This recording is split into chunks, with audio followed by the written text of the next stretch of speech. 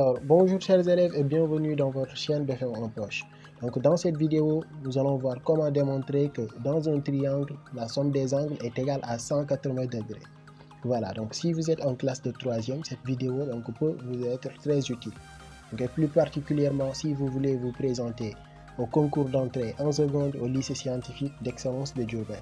Voilà, parce que c'est une question qui est évaluable. Donc on peut vous poser au niveau du concours.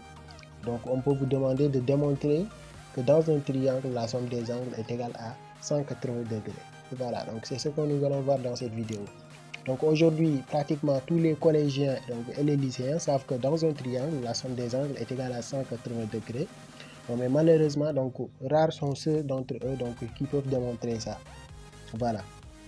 Donc sans plus tarder, on va démarrer.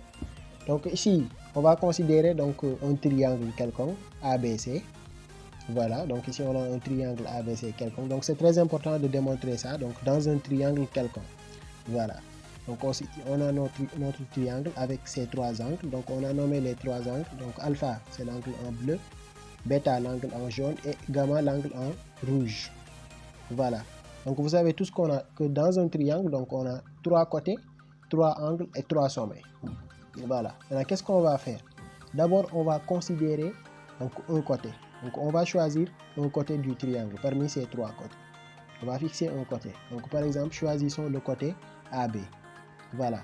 Ensuite, qu'est-ce qu'on va faire? Donc ici, on va tracer une droite qui est parallèle à AB et passant par le sommet opposé. Voilà. Donc ici, on a trois côtés, trois sommets et trois angles. Et chaque côté a un sommet qui lui est opposé. Donc ici, en choisissant un côté, on va tracer une droite qui est parallèle au côté par le sommet opposé. Voilà, donc ici, en choisissant le côté AB, on voit bien que le sommet qui est opposé à AB, donc c'est le point C. Ça veut dire donc qu'on va tracer une droite qui est parallèle à AB et passant par le point C. Donc en traçant cette droite, on aura quelque chose comme ça. Voilà, donc soit D, cette droite. Donc on va nommer cette droite D. Voilà, ça veut dire donc ici la droite D est parallèle à la droite AB.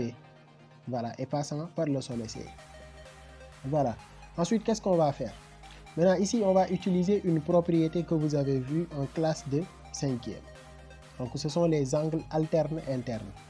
Donc, en 5e, vous avez vu les angles alternes internes. Donc, ici, c'est ce qu'on va utiliser. D'abord, nous allons considérer nos deux droites qui sont parallèles. Donc, ici, on a la droite D qui est parallèle à la droite AB. Ensuite, on va considérer la séquente AC. Donc, ici, AC est une séquente. Donc, AC coupe. AC est à la fois séquent à AB et séquent à la droite D. Voilà, donc ça veut dire que AC est une séquente qui coupe les deux droites D et AB qui sont parallèles. Maintenant ici, on va considérer l'angle qui est formé ici. L'angle qui est formé ici. Ici, on peut dire que cet angle-là et alpha sont alternes.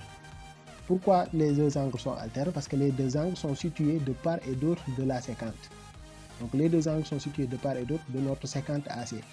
Situés de part et d'autre, qu'est-ce que ça signifie? Ça veut dire que si l'un est à gauche de la séquente, l'autre sera à droite de la séquente. Donc si l'un est à droite de la séquente, l'autre sera à gauche de la séquente.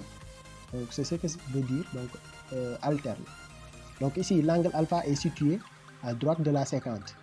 Et notre angle là est situé à gauche de la séquente. Ça veut dire donc que cet angle là et alpha sont alternes.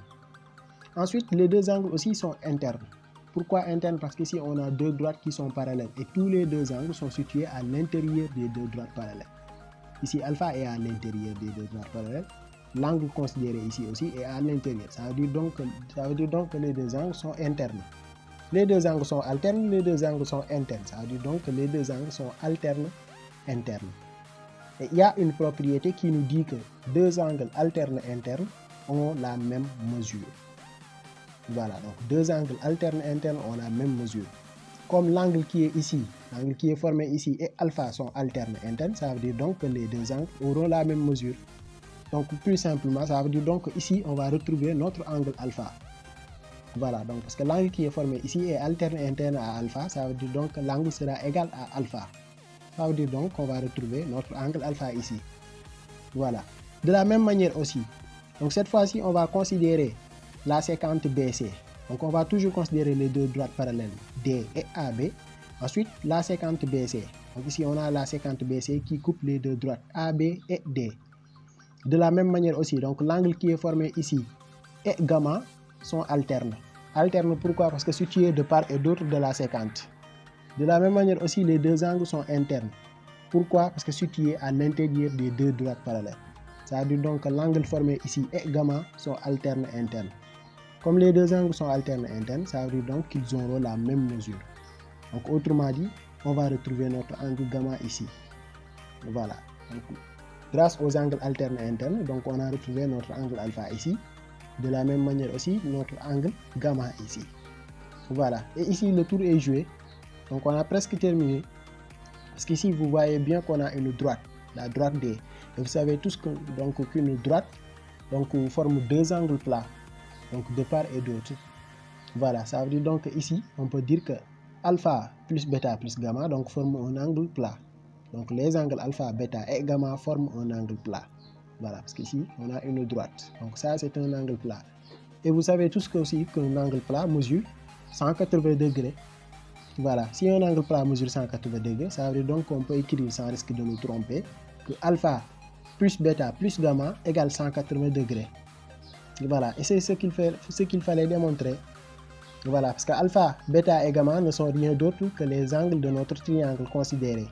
Voilà, si alpha plus bêta plus gamma égale 180 degrés, alors on peut affirmer que dans un triangle, donc la somme des angles est égale à 180 degrés.